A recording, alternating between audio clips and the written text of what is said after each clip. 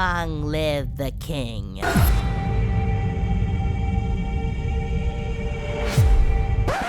Yup, that's me. You're probably wondering how I ended up in this situation.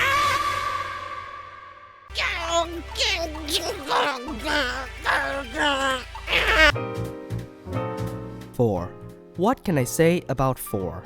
It's crazy how a character that predates the rising popularity of BFDI became the face of the series many years later. I mean, he's in the channel icon, he hosted an entire season, and he's the first one to get a YouTube plush. I would have done Fiery, but go off. But that's what's interesting, right? Nowadays, the face of the first and most popular object show is represented by an algebraian instead of, an object? And clearly by the title, I view this as the problem, right? Well, yes and no. I don't really care if a non-object or algebraian becomes the main thing that people associate Jacknjellify with. It's their brand. They can do whatever they want with it. The issue I take with this is that out of all the algebraians, 4, at least in my opinion, is so inconsistent and kinda all over the place. So much so that it becomes hard to enjoy him as a character. But how exactly did it come to this, and why do I view him this way? Well, let's take a look at his origins to find out.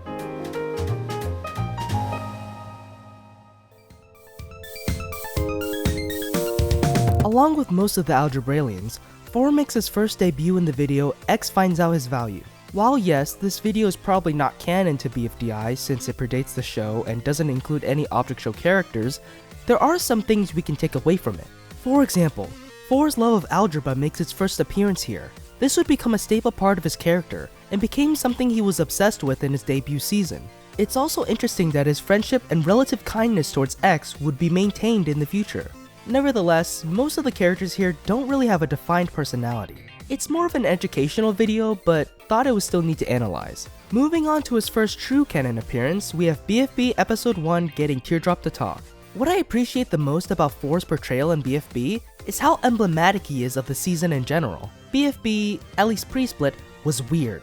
A messier art style, experimental intense music, crazier plots, and overall just a wacky surreal vibe. And all of these qualities are emphasized through 4. He was alien. He was like a force of nature to be reckoned with, as opposed to being an actual character with motivations. And damn did he have an epic introduction.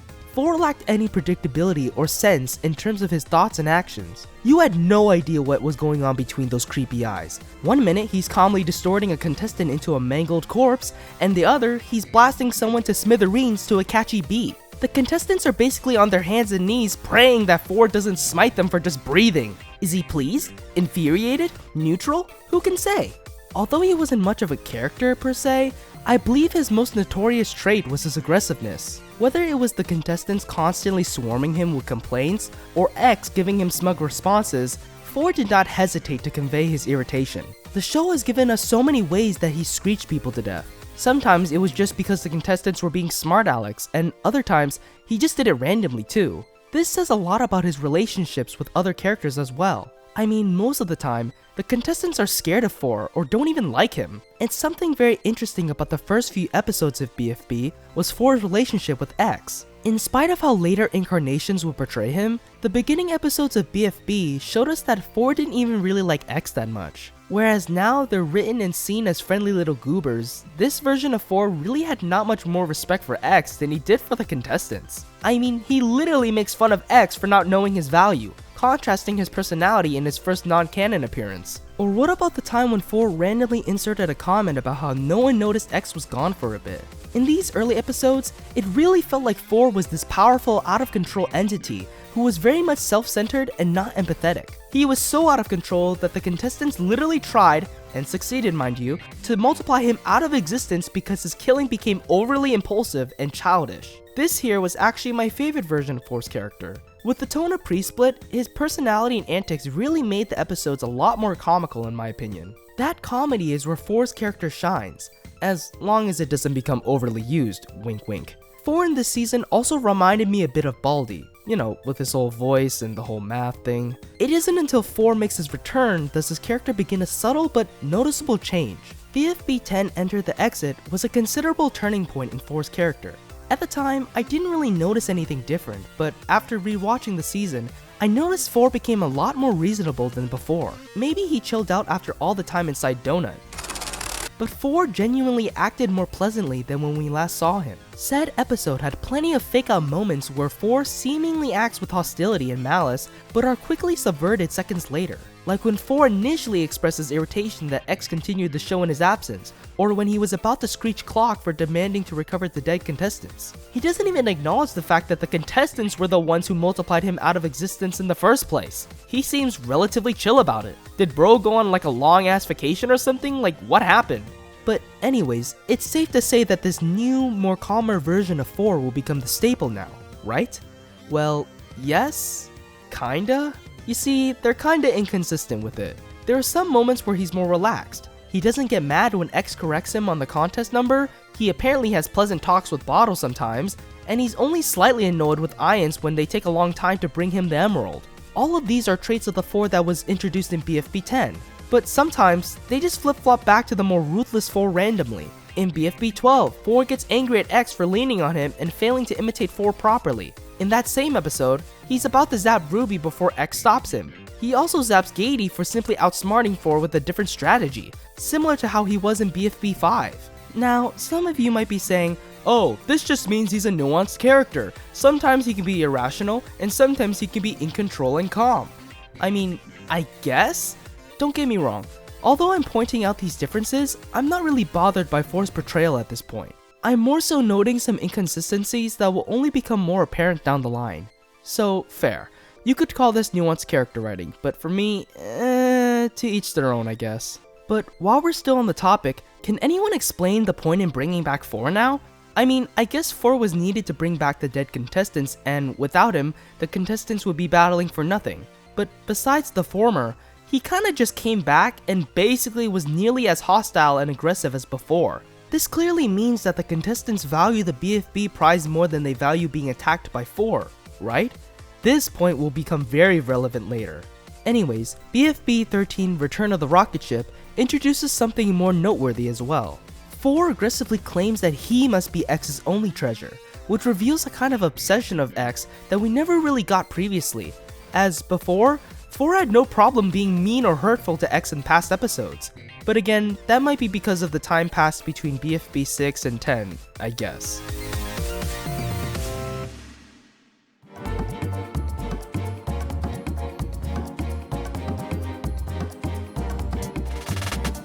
Okay, time for the big one. BFB 16 is where 4, and the show in general, takes a huge turn.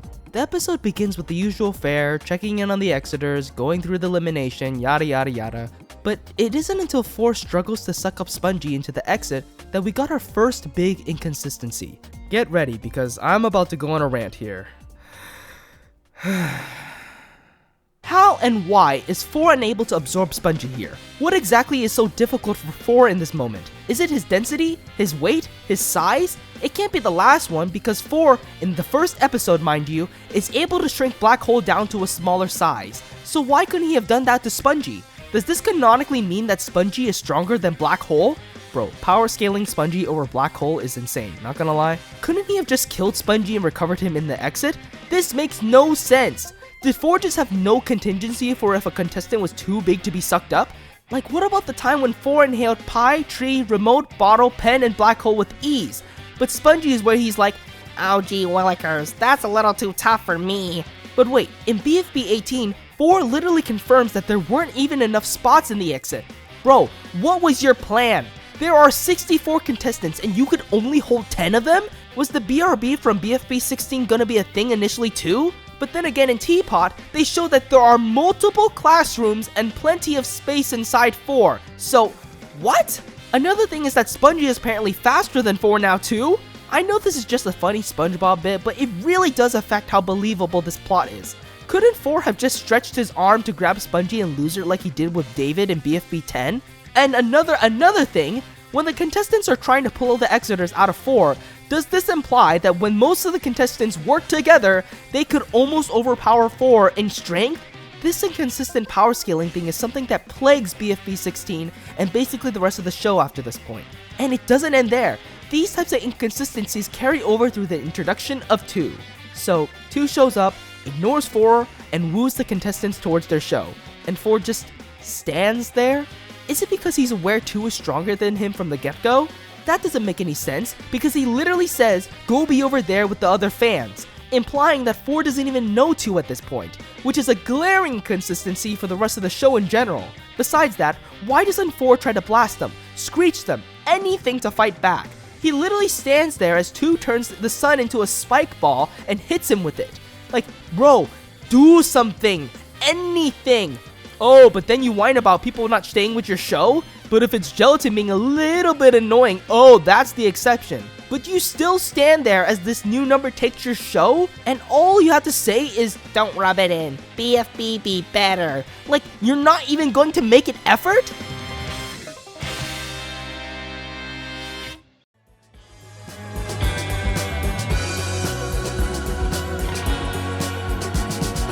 From what we've seen, this inconsistent version of 4 persisted through the second half of BFB, and in my opinion, only got worse. The end of BFB pre-split re-established 4 as a more whiny and less proactive character than before. In BFB 17, he simply gets annoyed that people are high-fiving instead of high-4ing. Like, yeah, 4 was always a bit egotistical when it came to himself, but to the degree where he needs to mangle new fingers for Balloony over nothing, at that point, he shouldn't even be surprised that no one is willing to help him get X back. But then that also causes an inconsistency with the remaining contestants. They specifically chose to stay with 4, but weren't willing to do the challenges? Then why are you here then? Whatever. Another major change brought over from the end of pre-split is 4's newfound friendship with X. It's so weird because they were never this silly and wholesome with each other before. Even 1 episode ago, X was literally okay with leaving 4 for 2 during his lowest point, which is even worse since the episode after, they imply that X was only happy to be back with 4 because he was good at patty cake. Honestly, this is why I could never really buy 4 and X's friendship. They weren't really friends from the start, 4 became suddenly obsessed with them, and now they're portrayed as inseparable buddy-buddy goobers. It just feels so forced. And speaking of forced, let's talk about how 4 being made to be sympathetic was so forced. Throughout post-split, the show emphasized the lack of respect that contestants had for 4. Whether it was disinterest in getting X back as previously mentioned, or just totally dismissing the challenge of creating a party all about 4, the writers tried every avenue to make 4 likable and his cry for attention relatable. They made another attempt by bringing back the announcer and having 4 sink into the ground to leave him to his own thoughts. This led to 4 dramatically running away from the other characters to soak in peace, causing the contestants to try and talk with him. Through this, we learned from X that 4 was the biggest fan of BFDI, noting how he could quote the show verbatim. Honestly, I really don't like this backstory. Not only is this just dropped on us at the very end of the show, but it's also summed up in just one scene instead of having a gradual build-up. Another show that did this concept was Inanimate Insanity with Miphone. But why does Miphone's backstory work and 4's doesn't? Well, because they gave us multiple scenes to contextualize Miphone's motivations. They had Cobbs, who was established earlier, to create an antagonistic force that allowed us to sympathize with Miphone. 4 has none of that. All we get from 4 is that his motivation is to become the favorite, which doesn't even make sense. Hey 4, did you know that for people to like you, you have to be nice and likable? Ow. Oh wow. I didn't know that. Anyways, the contestants end up chasing 4 all the way to the moon to finally confront him. Gelatin has a sudden outburst, finally shedding light onto the horrible things 4 has done to the contestants, but still showing how much fun they still had regardless. This whole scene just doesn't work at all. First of all, Gelatin's anger is justified. He figures he was being harsh with his words, but no, Gelatin is totally in the right. From the perspective of the contestants, 4's actions are inexcusable. There is no justification for the pain he caused them, which makes Gelatin's and the contestants' consolation after feel kinda fake.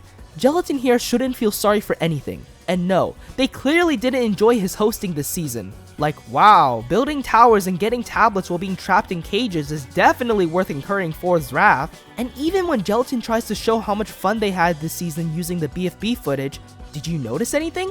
Yeah, none of it had to do with 4. Besides the fact that most of the clips aren't even of them having fun, they don't even show that any of the fun involved was because of 4. Maybe since, I don't know, it wasn't? It's clear that the writers were trying to have a positive moral that 4 learns throughout BFB. With that being, if he wants attention and praise from others, he can't just force it out of them, but rather, it has to be earned. You see, the problem with that is, well, 4 fucking kills people! It would be very different if 4 was just rude, petty, and egotistical. But no, when he doesn't have his way, he mangles, he vaporizes, he lethally screeches. And just because they have 4 addressed this issue using versions of the contestants within his own headspace doesn't make it any better. Lampshading the issue doesn't make the issue go away. The problem with trying to make 4 a sympathetic character is that you can't make the audience care about a character that has already crossed the line. Hell, even the contestants make it very clear that they don't like 4, so why should we?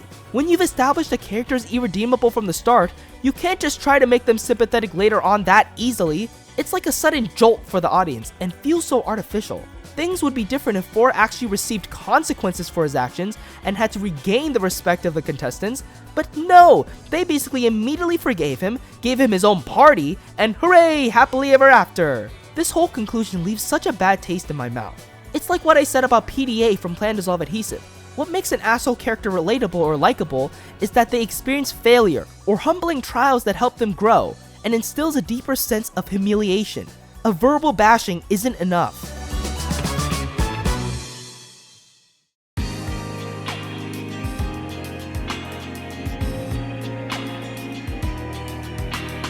As you may know, 4 continued to make his appearances after BFB during the 5th season, The Power of 2. He and X first showed up in Teapot 6, The Great Goiken Bake Off, and 4 pretty much learned nothing from his previous confrontation. He still reacts irrationally and he still inflicts the same horrible actions he did prior. This basically turns the original intentions of the message, attention and praise from others can't be forced, but rather it must be earned, instead into, only be nice to those who will tolerate the terrible things you do, otherwise anyone else deserves to be punished. Sure, you could justify this as 4 not really caring about the Teapot contestants anymore and him not trying to get any respect out of them, but that still doesn't defend his hostility towards them. Not to mention in Teapot 18, 4 still treats his own set of contestant friends the same way, so you can't even excuse it. But I'm getting ahead of myself. At this point, 4 has truly become consistently inconsistent. He's still whiny, irredeemably chaotic, and the scale of his powers still fluctuate immensely. I mean, he somehow was unable to stop most of the Exiters from escaping. Like, how does bro mess up that bad? And again in Teapot 16 and 17, 4 looks totally insane, with him and his brutal kills committed with an unapologetic smile on his face. However, I do appreciate that 4 does get his just dues in Teapot 19, when Pencil finally gets her revenge against him. This kind of feels like the consequences and conclusion that we should have gotten in BFB 30, but better late than never, I guess. It is still very satisfying to see Pencil put 4 in his place and in such an intense situation. I'm gonna say it, I even think Pencil went easy on 4. Besides how it's presented, you can't convince me that anything Pencil did in this moment was really that bad compared to what 4 has done to her and the rest of the contestants. I think a torturous cycle of killing and confinement is way worse than just throwing some bugs in an oven on him. But hey, although this satisfying payoff came a little late, I hope that episodes after this finish this arc in a more natural and gratifying way. At the end of the day, I'm not trying to shame anyone for liking 4. I too once liked the portrayal of his character, and still do believe his character had some interesting elements at play, but it just didn't come together in a way that led to a satisfying watch. I honestly prefer when object show hosts in general don't get too much of the spotlight compared to the contestants. It's an object show, a show about objects. Sure, you can have some moments with the host, but the majority of the screen time and the focus should be on the objects. They're the characters we follow throughout the show, so I want to see them go through the character arcs, have interesting banter, and be the ones to make the show feel conclusive. 4 is at his best when his actions and dialogue are placed in a situation where it's interpreted as comical, which is why early pre-split was where I believed his characterization peaked. The more serious attention that was brought towards his brutality, the more his character suffered for it.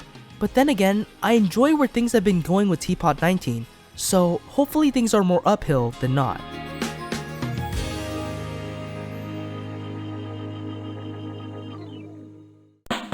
Hey guys, it's me, John Draws, and thank you to those who stick through to the end of my videos. It's been kinda hard to keep up with a consistent upload schedule due to all the hoops I gotta go through to get all parts of the video done, like the voice recording and the script. So to those who watch my videos in full to the end, I thank you, because it does a lot for the growth of this channel.